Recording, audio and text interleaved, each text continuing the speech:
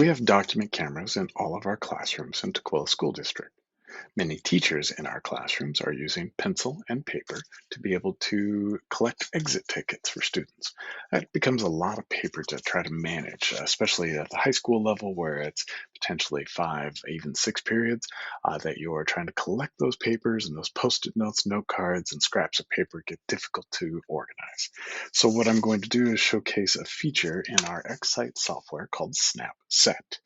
And this feature allows us to take images of those post-it notes, dry erase marker boards, etc., and have those captured digitally so you don't have to hang on to those. So here's what it would look like.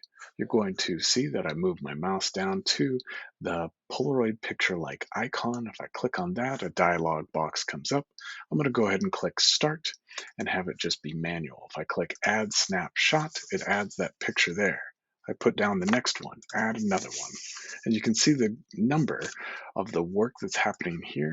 You can see that number going from 2 to now 3. And even using things for like math, 4, or images that you'd put, 5.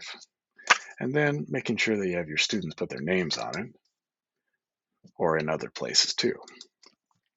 And then when I click that Create Snapset in the top right, you'll notice there's this PDF. And if I open this, this PDF is actually saved in my Photos or Pictures file under the user for my PC. In this case, you can see that I'm actually using and seeing all of those different tips and the captures that I had that was there. The thing I like about the snap set feature that is here, this is a pretty quick and easy way, and eventually students can even be taught to do the work of capturing those snap sets. I like that it goes amongst lots of different reasons to be able to have the words, numbers, and pictures being able to be captured.